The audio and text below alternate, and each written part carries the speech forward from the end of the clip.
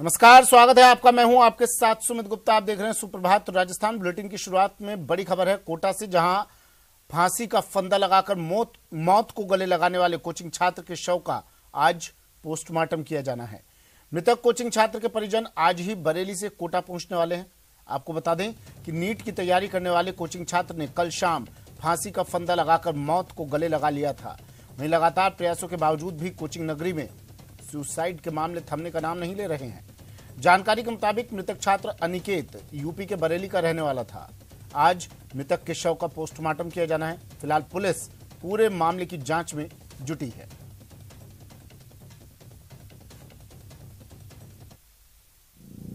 एक छात्र द्वारा आत्महत्या करने का मामला जवाहर नगर थाना क्षेत्र में सामने आया है, तो मौके पर थानाधिकारी द्वारा पहुंचकर कार्रवाई प्रारंभ कर दी गई है और इसमें अभी जांच प्रारंभ कर दी गई है। रीजन कोई सामने आ पाया किस तरह से सुसाइड? अभी इस संबंध में जांच प्रारंभ हुई है। कोचिंग में पढ़ता था? ये भी अभी तथ्य मालूम किए जा रहे हैं कौन से कोचिंग का छात्र था। कोई सुसाइड नोट मिला है सर? कोई सुसाइड नोट? अभी मौके पर मौजूद है पुलिस और अभी सभी बिंदुओं पर जांच की जा रही है। समस्या कुछ अभी रात में ही बात हुई थी हमारी 12 बजे। उसकी मम्मी भी कॉल पे थी, कॉन्फ्रेंस भी था, बात हुई थी। वैसे नॉर्मली बात है। अभी कौन सी कक्षा में था? नीट की तैयारी कर रहा था। नीट की तैयारी। क्लास में कौन सा था? एन अकेडमी था। 12th पास है। 12th पास है ना? हाँ। 12th में क्या परसेंटेज थी इसकी? 12th में परसेंटेज हो तो कोविड वाली टाइम थी।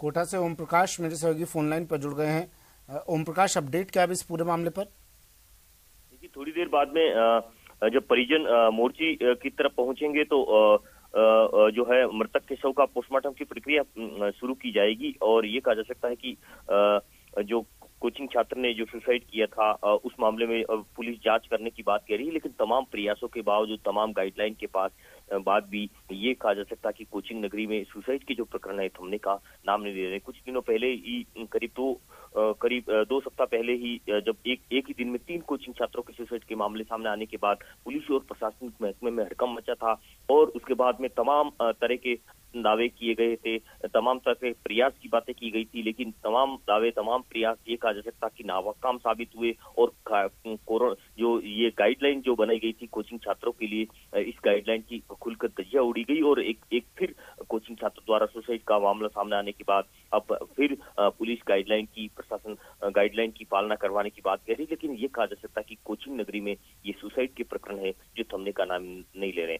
फिलहाल ये बरेली का रहने वाला 18 वर्षीय जो कोचिंग छात्र था, इन्होंने अपने ही कमरे में फांसी का फंदा लगाकर मौत को गले लगा लिया।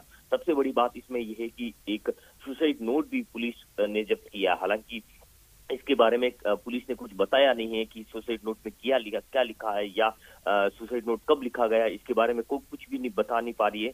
लेकिन ये माना जा सकता कि सुसाइड नोट लिखकर इसने छात्र ने मौत को गले लगा लिया। लेकिन माना जा रहा है कि जल्द इसके मौत का राज भी खुलेगा। फिलहाल जवाहर नगर थाना पुलिस से पूरे मामले की जांच कर रही है। मृतक छात्र के परिजन कब तक पहुंचेंगे कोटा, क्या जानकारी मिल पा रही है? देखिए, देर रात को ही वो बरेली से रवाना हो गए हैं। पुलिस बता रहे हैं कि सुबह तक पहुंचने वाला है, यानी कि पोस्टमार्टम की प्रक्रिया 10 बजे के आसपास शुरू होगी, तब तक पहुंच जाएंगे। कुछ परिजन कोटा में ही रह रहे हैं, उनके जो कजन सिस्टर वगैरह वो तो यही है। लेकिन ये माना जा सकता है कि 10 बजे के बाद में पोस्टमार्टम की प्रक्रिया शुरू की जा सकती है। फिलहाल जवाहर नगर थाना पुलिस पूरे मामले की जांच कर रही है, लेकिन पुलिस और प्रशासन के जो तमाम प्रयास है वो माना जा सकता है कि धरे के धरे रह गए और मात्र 2 सप्ताह बाद ही कोचिंग नगरी में एक और सुसाइड का मामला फिर सामने आ गया। जी ठीक है, शुक्रिया ओम प्रकाश तमाम जानकारी के लिए।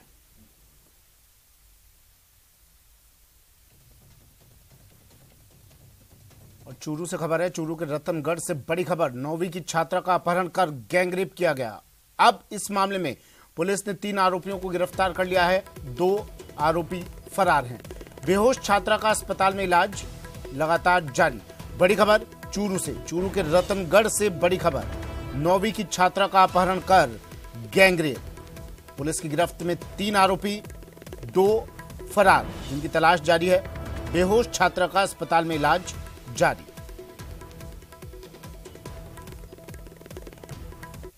हॉस्पिटल से एक बच्ची के हॉस्पिटल में बेहोशी की अवस्था में भर्ती होने की इतला हॉस्पिटल स्टाफ द्वारा दी गई थी, जिसमें बच्ची के साथ रेप होने की आशंका भी जाहिर की गई थी, जिस पर हॉस्पिटल आकर अभी बच्ची की मेडिकल हेतु तहरीर दी गई है। बच्ची अभी बयान देने की कंडीशन में नहीं है। परिजन उपस्थित हैं, जिनके द्वारा अभी रिपोर्ट दी जा रही है।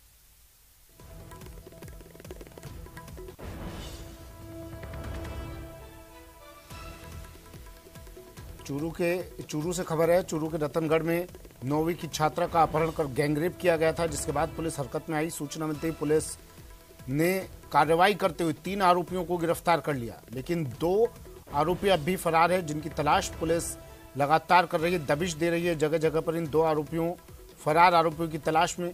वहीं बेहोश छात्रा को अस्पताल में भर्ती करवा दिया गया था, जिसका इलाज जारी है। खबर बूंदी से है। बूंदी में 1700 महिलाओं से 8.5 लाख रुपए की ठगी का मामला सामने आया है। इन महिलाओं को 3 ठगों ने अगरबत्ती उद्योग में रोजगार देने का झांसा दिया था। मामला तब सामने आया जब पीड़ित महिलाओं के पास अगरबत्ती बनाने का सामान नहीं पहुंचा। महिलाओं ने 3 ठगों के खिलाफ धोखाधड़ी का केस दर्ज करवाया है।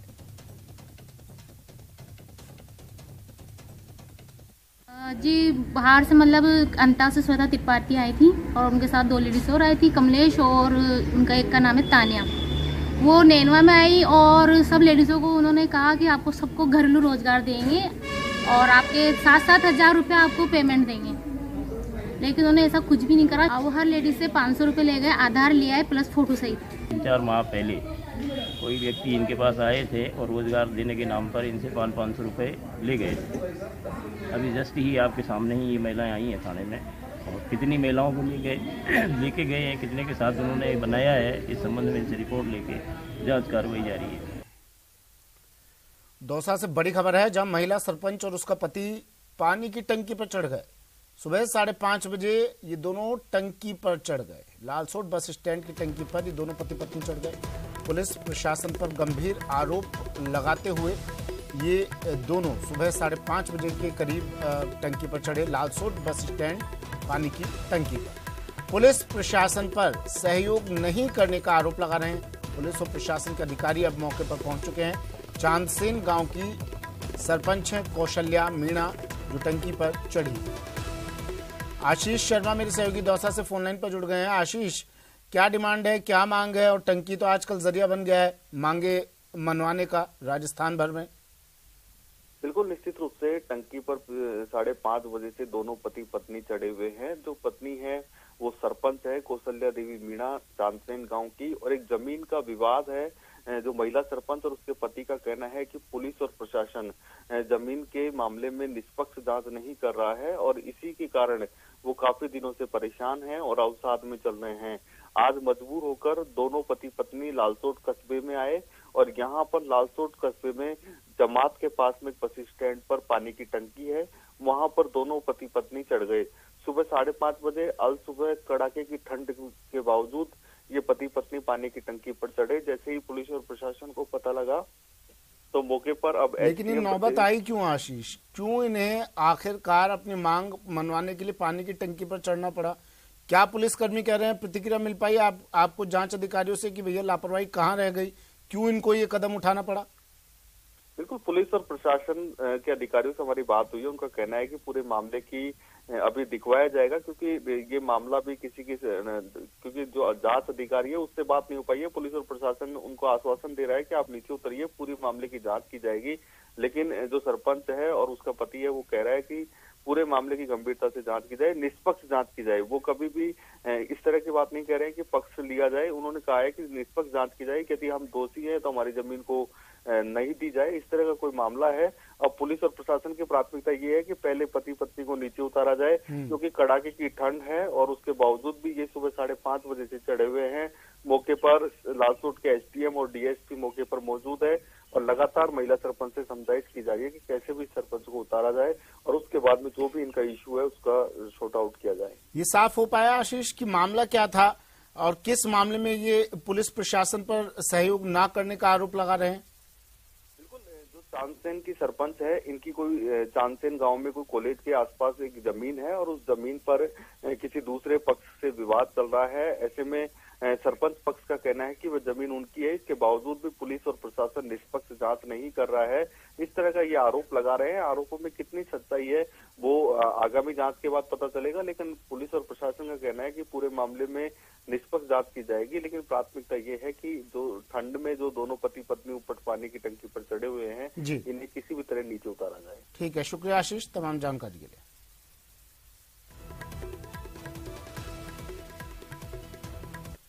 और दौसा से बड़ी खबर आ रही है, जहां मेहंदीपुर बालाजी इलाके में गैंगवार हुई है। आपस में यहां हिस्ट्री शीटर भिड़ गए। हिस्ट्री शीटर निरंजन मीणा पर जानलेवा हमला हुआ है। निरंजन ने मेहंदीपुर बालाजी थाने में मामला भी दर्ज करवा दिया है। करीब 1 दर्जन बदमाशों ने निरंजन पर हमला किया था। वर्चस्व की लड़ाई के चलते यहां ये लोग आमने सामने हो गए।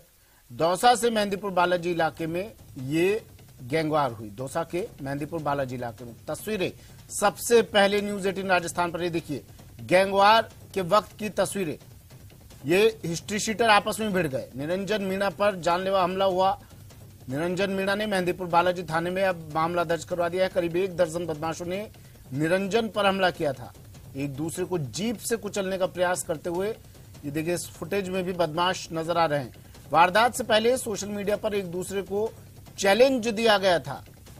वर्चस्व की लड़ाई के चलते ये दोनों गैंग आमने सामने हो गई। गुरुवार को गैंगवार का वीडियो सामने आया। जीप सवार एचएस निरंजन मीणा पर हमला करते हैं। हिस्ट्री शीटर निरंजन मीणा पर हमला करते नजर आ रहे हैं बदमाश। मेहंदीपुर बालाजी थाना पुलिस अब पूरे मामले की जांच में जुट गई है। तस्वीरें सबसे पहले न्यूज 18 राजस्थान पर। हिस्ट्री शीटर निरंजन मीणा पर हुआ हमला। दौसा से ये बड़ी खबर, मेहंदीपुर बालाजी इलाके में गैंगवार।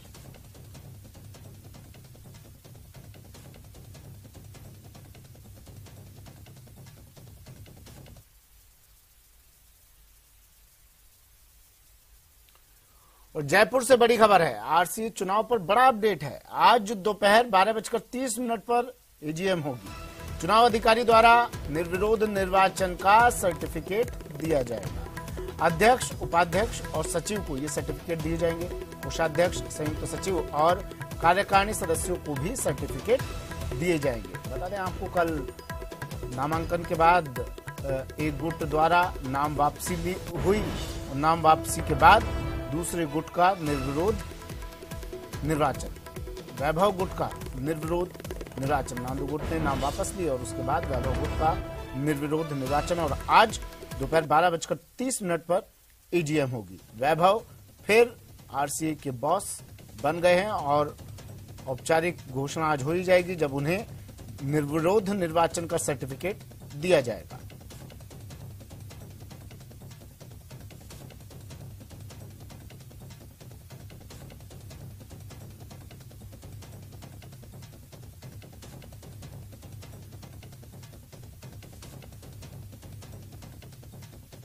आदरणीय डॉक्टर सीपी जोशी साहब को बहुत बहुत धन्यवाद देता हूं कि उन्होंने मुझे दूसरी बार अपने पैनल से अध्यक्ष के लिए मौका दिया है। और इसी के साथ मैं तमाम मेरे जो कार्यकारिणी जिन्होंने 3 साल मेरे साथ काम किया उनको बहुत बहुत धन्यवाद कि आप सबका सहयोग रहा। तमाम जिला संघों के सचिव जिन्होंने लगातार हम सबका समर्थन किया, हम सबके साथ खड़े रहे मजबूती के साथ, मैं एक बार सभी को बहुत बहुत मेरी ओर से धन्यवाद देता हूं। और जिस तरीके से 3 साल हमने राजस्थान के क्रिकेट इंफ्रास्ट्रक्चर को बढ़ाने का काम किया, आदरणीय डॉक्टर सीपी जोशी साहब ने 3 साल पहले कहा था कि आप लोगों को क्रिकेट का इंफ्रास्ट्रक्चर जयपुर के साथ साथ उदयपुर, जोधपुर में डेवलप करना है। हमने उस दिशा में बेहतरीन कार्य किया। प्रदेश के मुख्यमंत्री जी का धन्यवाद, सरकार का धन्यवाद कि उनके सहयोग से, उनके मार्गदर्शन से संभव हो सका कि हम लोग जयपुर में अपना आरसीए खुद का अंतर्राष्ट्रीय क्रिकेट स्टेडियम बना रहा है। केंद्रीय गृह मंत्री अमित शाह जयपुर आएंगे। चुनावी मोड में बीजेपी आ गई है। जनवरी में 3 दिवसीय राजस्थान दौरे पर अमित शाह रहने वाले हैं। 2023 के अंत में विधानसभा चुनाव होने हैं। विधानसभा चुनाव से पहले पार्टी नेताओं को एक जाजम पर लाने की तैयारी की जा रही है। पार्टी को एकजुट करने के लिए 3 दिन राजस्थान में रहेंगे अमित शाह। जयपुर में प्रदेश कोर ग्रुप की बैठक भी लेंगे। 2023 विधानसभा चुनाव के लिए जीत का मंत्र देंगे। केंद्रीय गृह मंत्री अमित शाह जयपुर आएंगे। जनवरी में 3 दिवसीय राजस्थान दौरे पर अमित शाह रहेंगे और 2023 के अंत में विधानसभा चुनाव होने हैं दिसंबर में, तो अब चुनावी मोड में आना भी लाजमी है। विधानसभा चुनाव से पहले पार्टी के नेताओं को एक जाजम पर लाने की तैयारी अब की जा रही है। जो गुटबाजी, जो मतभेद मनभेद दिखाई देते थे, उन सबको दूर करने की कोशिशें की जाएगी। और बड़ी खबर है, उत्तरी सिक्किम में बड़ा हादसा हुआ है। 3 जेसीओ और 13 सैनिक शहीद हो गए। हादसे में सेना के 16 जवान शहीद हुए हैं। सेना का ट्रक पलटने से यह हादसा हुआ। बता दें आपको, सेना का ट्रक गहरी खाई में गिर गया था। हादसे में राजस्थान के 3 लाल भी शहीद हो गए। जैसलमेर का लाल सूबेदार गुमान सिंह इस हादसे में शहीद हुआ। जोधपुर का सुखराम, झुंझुनू का मनोज कुमार भी शहीद। जैसलमेर के जोगा के रहने वाले गुमान सिंह थे।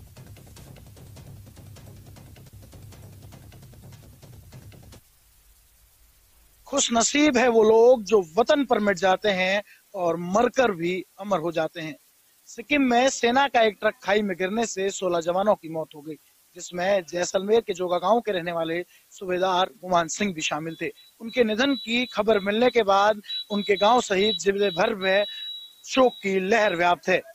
गुमान सिंह 27 साल तक भारतीय सेना में सेवाएं देते रहे और आने वाले 10 माह बाद उनका रिटायरमेंट होना था, लेकिन किस्मत को कुछ और ही मंजूर था।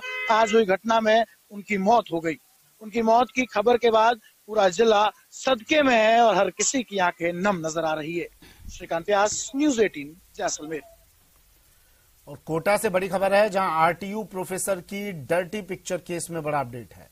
महिला आयोग की टीम ने स्टूडेंट्स के बयान दर्ज कर लिए हैं। 2 घंटे तक बंद कमरे में स्टूडेंट्स के बयान दर्ज किए गए। महिला आयोग की टीम अब 2 दिन यहां रुकेगी। आज भी स्टूडेंट्स और स्टाफ के बयान दर्ज करेगी। महिला आयोग की टीम तमाम पहलुओं पर स्टूडेंट्स से जानकारी लेगी। टीम कई पहलुओं और तथ्यों पर रिपोर्ट पेश करेगी। महिला आयोग की टीम ने स्टूडेंट्स के बयान दर्ज कर लिए।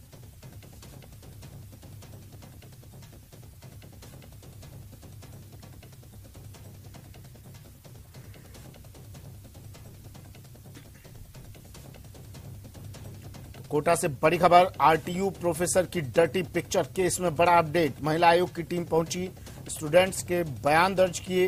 2 घंटे तक बंद कमरे में स्टूडेंट्स के बयान दर्ज किए गए। ओम प्रकाश मेरे सहयोगी कोटा से फोन लाइन पर जुड़ गए हैं। बयान दर्ज हो गए हैं, अब आगे क्या ओम प्रकाश, क्या अपडेट? देखिए, बंद कमरे में करीब 2 से 2.5 घंटे तक बयान दर्ज करने के बाद आज जो राष्ट्रीय महिला आयोग की टीम है, अन्य स्टाफ के, अन्य छात्राओं के, कुछ और प्रोफेसर के बयान दर्ज करेगी। और 2 दिन तक ये कहा जा सकता है कि कोचिंग नगरी में ही इस टीम ने डेरा डाल रखा है और फिर उस पुलिस अधिकारियों से भी इस मामले में तथ्यात्मक रिपोर्ट लेगी और 2 दिन तक पूरे मामले की जो है रिपोर्ट जो है तलब करेगी।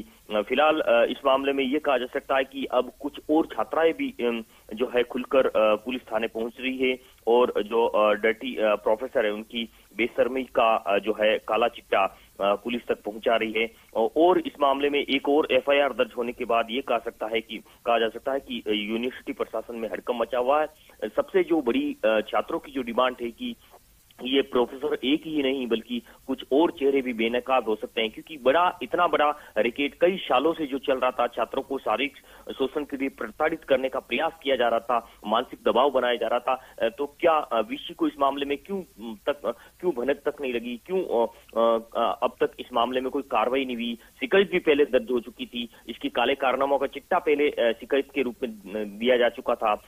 तो ये तमाम तथ्यों पर जांच करने में जुटी हुई है और माना जा सकता है कि इसमें कुछ और चेहरे बेनकाब हो सकते हैं, क्योंकि कुछ और स्टूडेंट की, कुछ और प्रोफेसर की, कुछ और स्टाफ की मिलीभगत इसमें सामने आ सकती है, क्योंकि बड़ा रिकॉर्ड एक व्यक्ति अकेला नहीं कर सकता। हालांकि शारीरिक संबंध बनाने के लिए ये व्यक्ति जो प्रोफेसर है खुद एक छात्र के जरिए ये कहा जा सकता है कि दबाव बनाया करता था छात्राओं से, लेकिन ये कहा जा सकता है कि अब पूरी जब जांच सामने आएगी तो कई चौंकाने वाले खुलासे इसमें हो सकते हैं। फिलहाल ये कहा जा सकता है कि राष्ट्रीय महिला आयोग की जो टीम है 2 दिन तक पूरी तथ्यात्मक रिपोर्ट यहाँ तलब करेगी और माना जा सकता है कि आज फिर से यूनिवर्सिटी परिसर पहुंचकर छात्राओं और स्टाफ सहित अन्य के जो है बयान दर्ज करने के बाद में कई और खुलासे हो सकते हैं। और इसके बाद एसआईटी की जो टीम है उसमें भी महिला एडिशनल एसपी जो है जांच कर रही है। तो छात्राओं को खुलकर बोलने के लिए अपील की गई है कि बेखौफ होकर,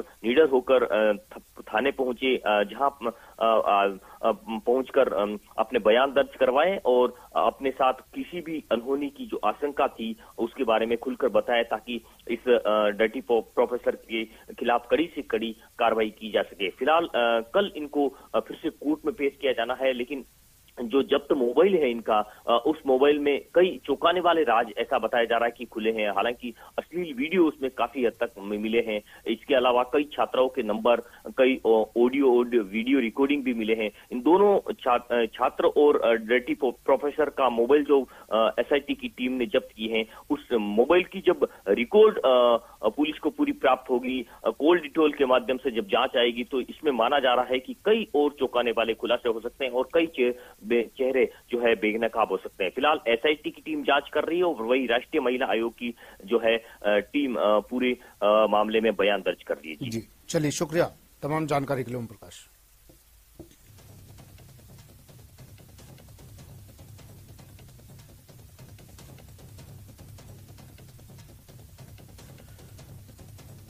और दौसा से बड़ी खबर है, जहां इंदिरा कॉलोनी में एक अज्ञात शव मिला है। दमकल कार्यालय के पास ये शव मिला है। घटना की सूचना पर कोतवाली थाना पुलिस मौके पर पहुंच गई है। पुलिस ने शव को जिला अस्पताल की मोर्चरी में रखवा दिया है। शव की शिनाख्त करने में अब कोतवाली थाना पुलिस जुट गई है। बड़ी खबर दौसा से, इंदिरा कॉलोनी में मिला अज्ञात शव। दमकल कार्यालय के पास ये शव मिला है। घटना की सूचना पर कोतवाली थाना पुलिस मौके पर पहुंची। पुलिस ने शव को जिला अस्पताल की मोर्चरी में रखवा दिया है। शव की शिनाख्त करने में कोतवाली थाना पुलिस जुट गई है।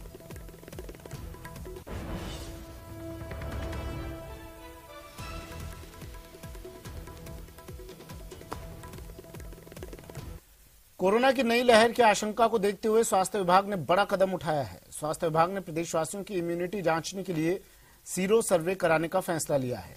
अभी के हालात में सीरो सर्वे करवाने वाला राजस्थान संभवतः पहला राज्य बन गया है। स्वास्थ्य विभाग ने सीरो सर्वे करवाने की जिम्मेदारी एसएमएस मेडिकल कॉलेज की माइक्रोबायोलॉजी विभाग को सौंपी है।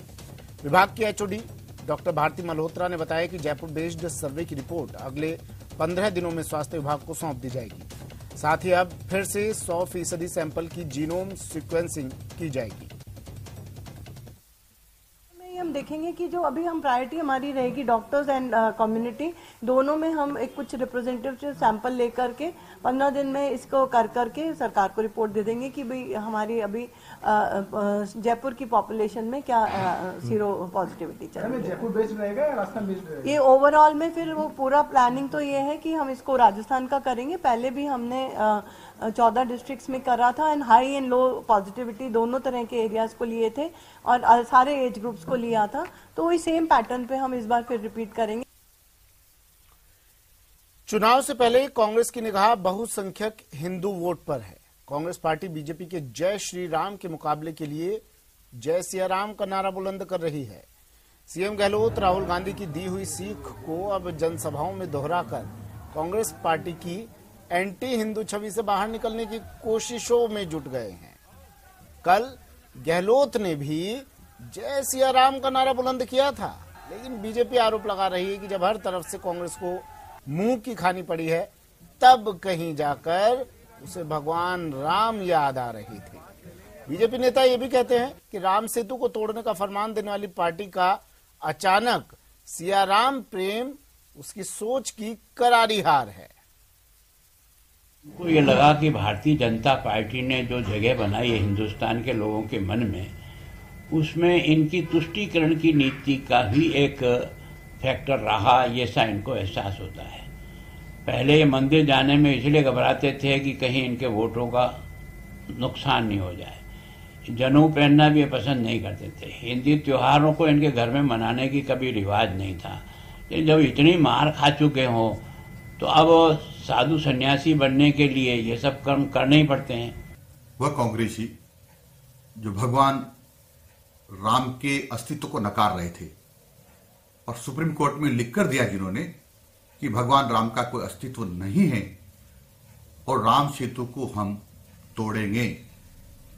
श्री राम दरबार को और अलवर जिले के राजगढ़ में 300-400 साल पुराने मंदिरों को जिन्होंने तोड़ दिया और जयपुर में जिसमें शिव मंदिर में पूजा नहीं होने दे रहे, ऐसे।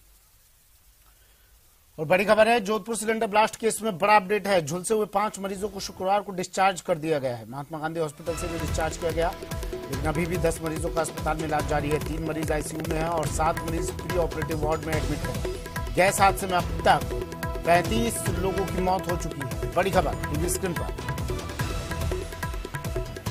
जोधपुर सिलेंडर ब्लास्ट केस में बड़ा अपडेट, 5 मरीजों को शुक्रवार को डिस्चार्ज कर दिया गया है। महात्मा गांधी हॉस्पिटल से इन्हें डिस्चार्ज किया गया। 10 मरीजों का अस्पताल में इलाज जारी, 3 मरीज आईसीयू और 7 मरीज प्री ऑपरेटिव वार्ड में एडमिट। फिलहाल इतना ही, दीजिए इजाजत, नमस्कार।